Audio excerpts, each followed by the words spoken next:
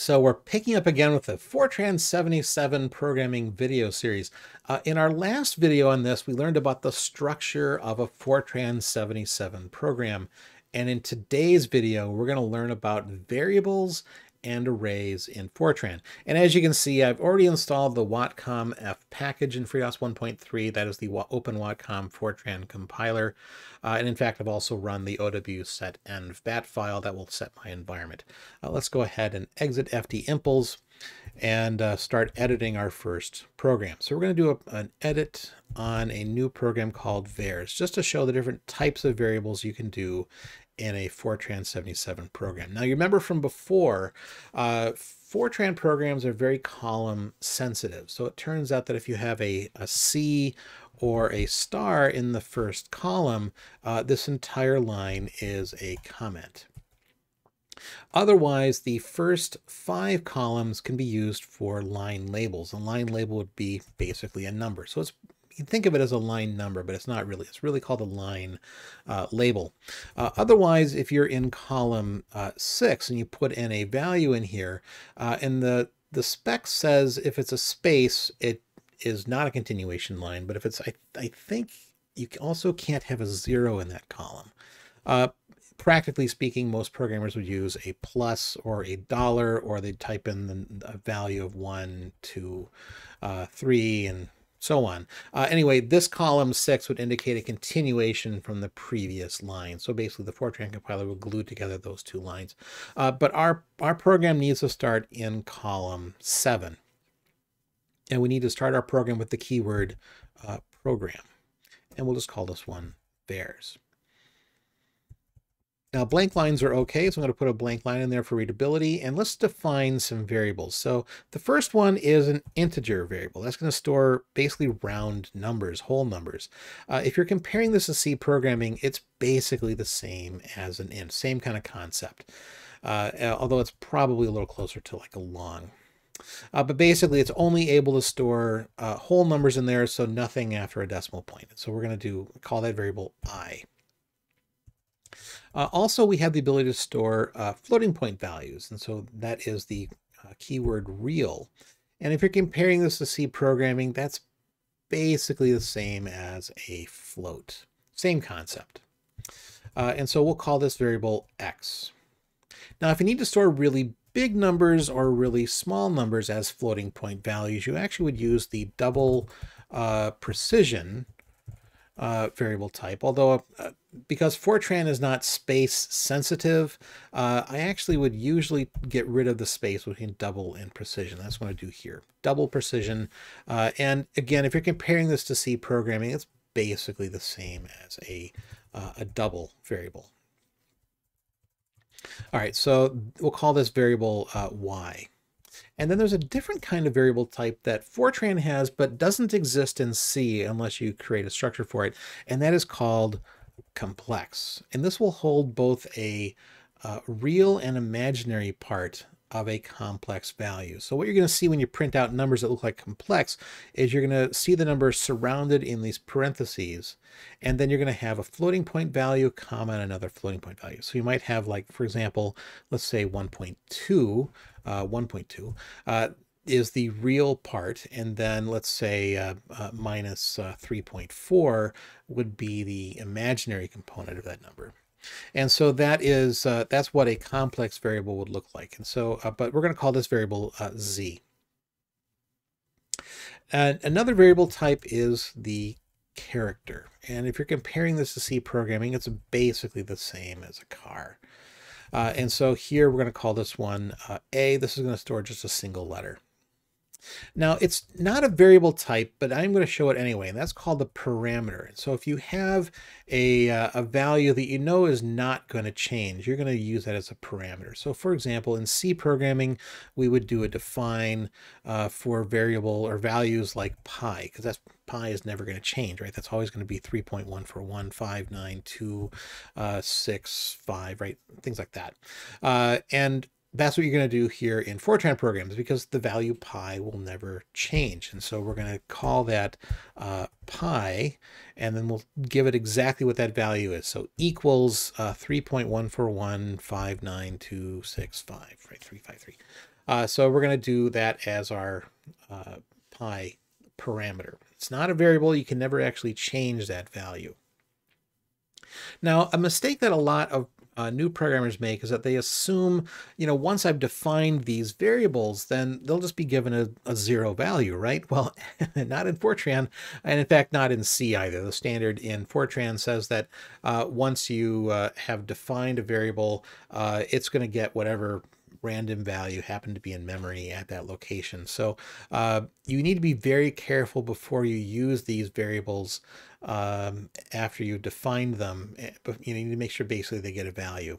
And just to show you what it looks like, that they're not actually zero, let's actually print out what's in those variables. So let's do a print.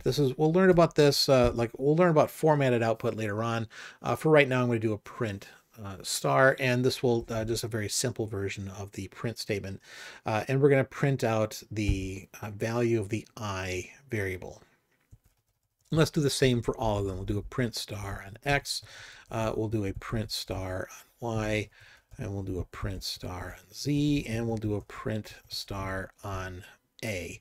And just because we showed it as a parameter, we'll also do a print star on pi, which is our parameter. And again, blank lines are okay, and I'm going to do end, and this will end my program. And so this is just a program that's going to print out the values of these different variables to show that they're not necessarily going to be zero. They could be zero, they might have a zero value, but it's not guaranteed in any way to be zero. So we'll exit this, and yes, we'll save it, and then we'll run the Watcom Fortran compiler and linker on vars.f. And you'll see I'm getting a warning in there, right? It's been used because I used it in a print statement, but it's not been defined. That means we haven't actually given it a value. And so we're going to be getting some random numbers in there. So let's go ahead and just do run the vars program. And as you can see, the integer value, the integer variable just happened to be 0 in this case, but it's not guaranteed to be 0. The real value is on the next line, and that ends up being a fairly large negative number. That's what you're seeing there is minus 4.6 times 10 to the 9. So that's a very big value. The next one, the double precision value, ends up being a very small value, because that is 4.0 times 10 to the minus 205. And so what that is that's a decimal point and then 204 zeros, and then the number 4. That's a pretty small number, but it's not exactly 0. And then you're also getting the next line after that is the complex value. And as I said, it's going to be surrounded by those parentheses. Then you're getting a real component, and then a comma, and then the imaginary component of that number. And it looks like my my character variable probably had a space or something or equivalent to it. And so that is ending up showing as a blank line. And then the last one you can see is the parameter, because I just defined it as 3.1415992. All right, so let's actually use variables in a program. So we're going to do another program here. I'll edit another one called area. We'll calculate the area of a circle. And so again, we're going to space out to the column 7, and we'll say program, we'll call it circle. Now, we're going to define a couple of variables here. We're going to do a real variable called the area of the circle, and then also the radius of a circle. And so we can do comma to indicate multiple variables of the same type. And so we'll just do R. And we're going to use pi in this, and that's a number that we know is not going to change. So we'll do a parameter of pi equals 3.141592653. And so now we can go ahead and calculate the area. And so area is pi times radius. It's pi r squared. Now I haven't actually assigned a value to r, and that's okay. We're going to get a weird value here. We'll go back and fix it in a minute. And then now we've done that, we can now print it out. Print star of area, And now we can end the program with the end statement. All right, let's go ahead and save that. And we do our Watcom Fortran compiler and linker on area.f.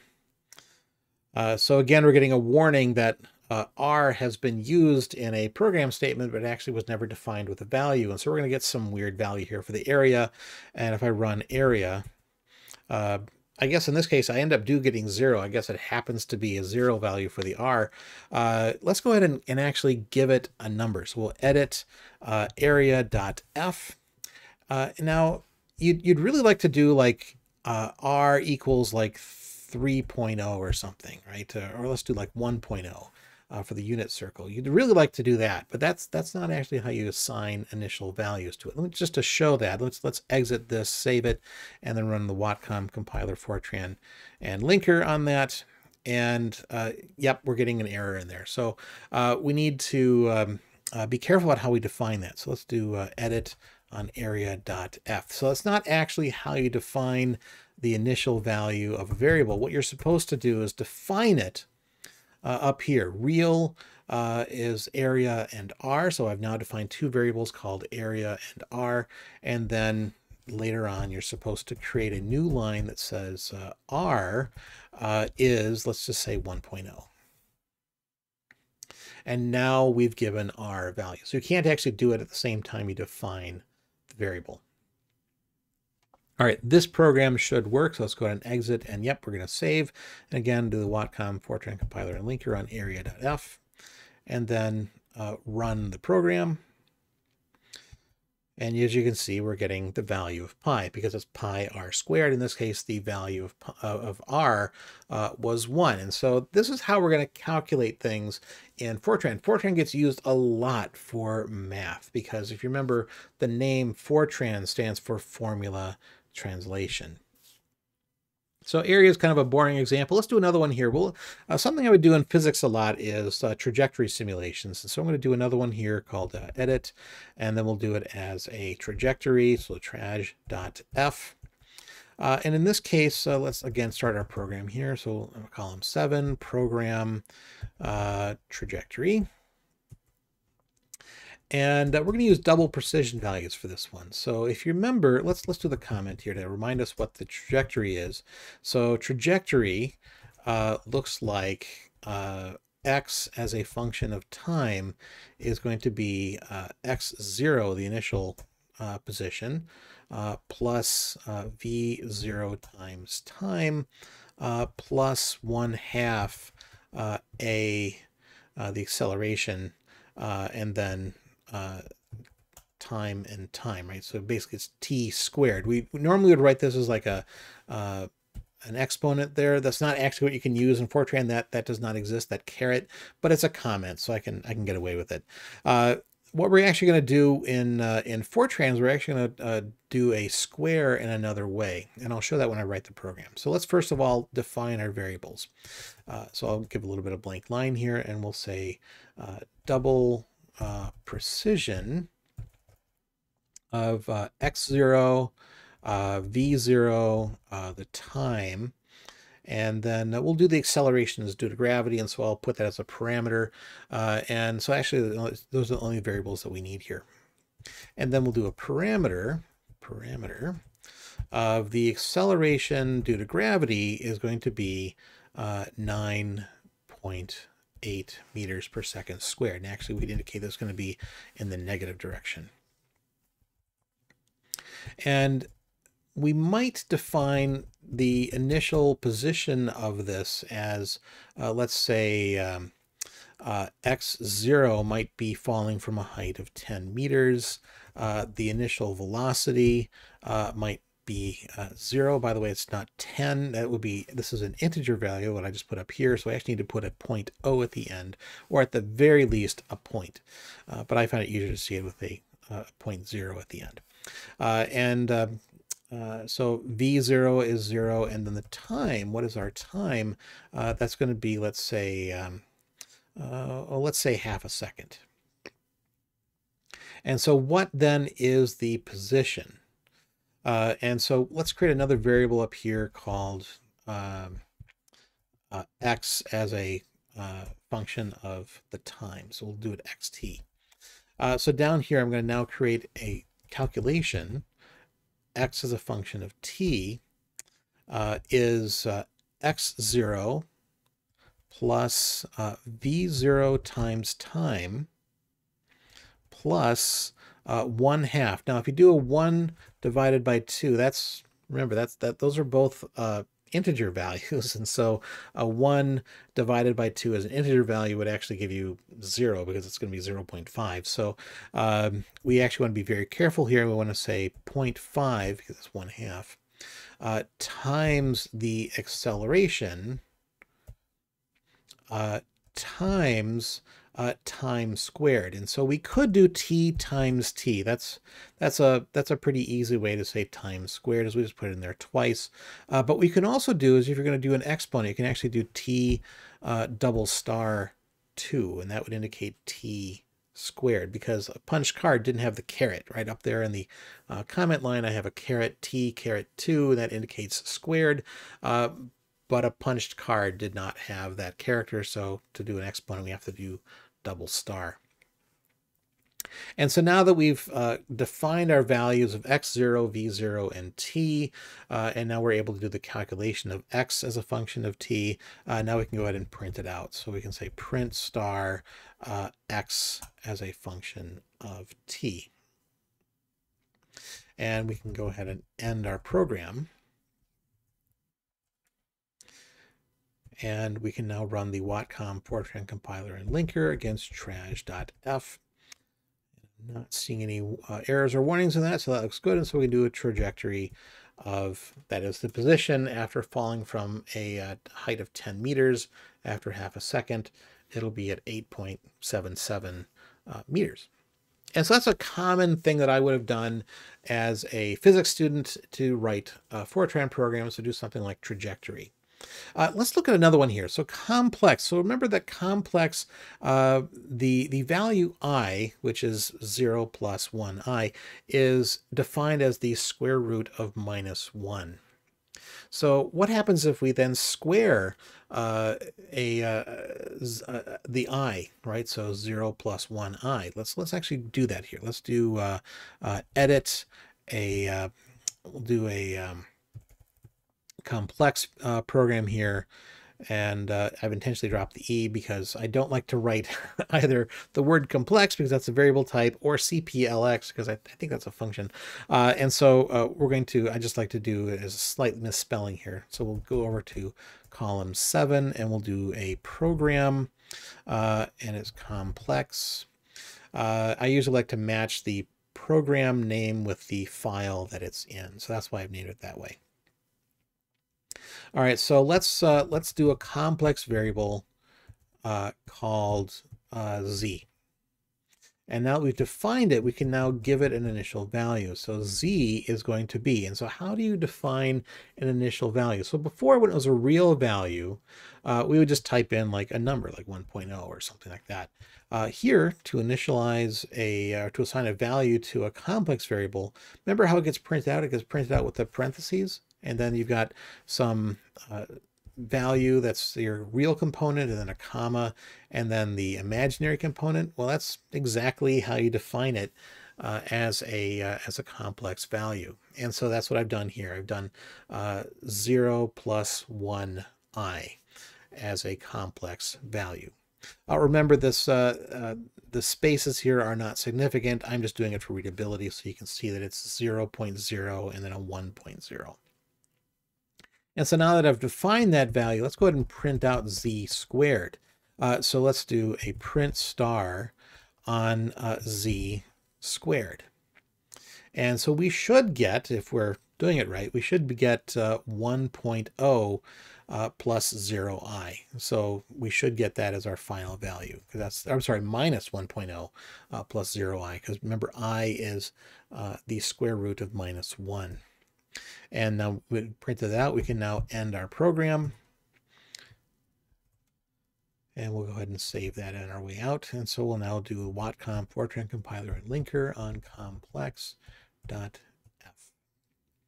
And I'm not seeing any warnings. So if we run the program complex, you can see that I've got the value, the complex value, -1, comma 0, right? So what does that mean? The real part, comma, the imaginary part. And so -1 plus 0i. And so what this means is that because we did a square on 0, comma 1, which is 0 plus 1i, or basically I, we squared I, that is -1, because I is defined as the square root of -1. So now you can see how easy it is to calculate values in Fortran using these complex variable types. Now I want to show something else, and that is how to do arrays. So let's do a one more program here. We'll call it array.f. And we'll come over here into column 7 and say program array. Now I'm going to be able to, I need to be able to run through an array, and so I need to have some sort of a counter variable to run through that. So I'm going to call that an integer variable called I. And I'm going to do an array of, let's say, 5 real values. So do a real of x as an array. So I'm going to call this one x array, or x ARY. And how big is this? How do you dimension an array in Fortran? Well, if you did this in C, you'd have to, you could do it as you define the variable, but you could also go and do a a malloc or a calloc or something like that. In C, what you might do, for example, is you might do a floating value of x array, and then you might say it's going to have 5 entries in it, and that's basically what we're doing here. So we're going to do x array, and then in parentheses 5. So now we defined x array as being an array of 5 values. And let's go ahead and prompt the user to enter in 5 values. Let's do a print star, and then to do a string, to print out a string, you're going to put it inside single quotes. And so if I want to print out just the letter A, I do single quote A, single quote. And so here we're going to say enter 5 real values. And now we need to do a loop. So if you're going to do this in C, what you might type out is you might do like a for. If you've already defined the variable I, you might say I equals, let's say 1. And then as long as I is less than or equal to 5, then do the loop. And then at the end of every loop, you're going to do I plus plus. And that would do an increment of I by 1. Or you might do an I equals I plus 1, right? So that's the same thing there. And then you do the loop inside these curly braces. But I'm actually going to compare it to BASIC. So if anybody out there has done BASIC programming, in BASIC, you would type for, and then I equals 1 to 5. And that's how you do it in BASIC. And I find there's a lot of overlap between Fortran and BASIC. And so you do for I equals 1 to 5. And if you wanted to, you could also indicate a step value, right? How much will you increment each value of I as it goes through each iteration of the loop? Now, by default, it would just go up by 1. But if you wanted to go up by different values, you could indicate step and maybe step by 2. So we go from 1 to 3 to 5, because that'd be a step by 2. Or you could just say step 1, and that's the same as just saying for I equals 1 to 5. And then what we're going to, and then at the end of that loop, you'd probably have like a next I or something like that. Well, it's not quite the same in Fortran, but it's pretty close. And that is you're going to do a do loop. That takes place of the for. And so we're going to do a do, and we need to tell it, where do we end the do loop? And you need to give a line label here. So do until we reach line label 10, and also include line label 10. Then I needs to iterate through starting at 1, going up to 5. And so that's the basics of a do loop. It's going to iterate the variable I starting at the value of 1, Every time it goes through the loop, it's going to increment it by 1 because we didn't get a step value until it reaches 5. 5 will be the ending value that on the last run through the loop. If we did want to provide a step value, for example, we could just do a comma and then 2. So this would do 1, 3, and 5 because that step value would be 2. Or if we wanted to go with the defaults, 1, 5, 1 would say start at 1, go up to 5, and increment I every time by 1. That's the same thing as saying do 10, I equals 1, comma 5. And in Fortran 77, you could actually, you'd find some examples of really what seem like confusing loops because it doesn't seem like a natural way to write the program, but as long as it's going to run this loop until it hits line label 10, and that'll be the last instruction in the loop before it does the loop again. So it turns out if you only need to read some values from the user, the next line could just be 10. Read star and then X array I. Now, if you're going to be doing programming in a later version of Fortran, they want to make sure that the last instruction here is a continue, which does exist in Fortran 77. Continue just means, this is a do nothing instruction, and in later versions of Fortran, they really want the end of a loop to be a continue, or also they later on added an end do instruction. And what that means is in the middle here, you would do read star X array of I. All right, so now that we've read them in, let's go ahead and print them back out. So we'll actually just do a print star.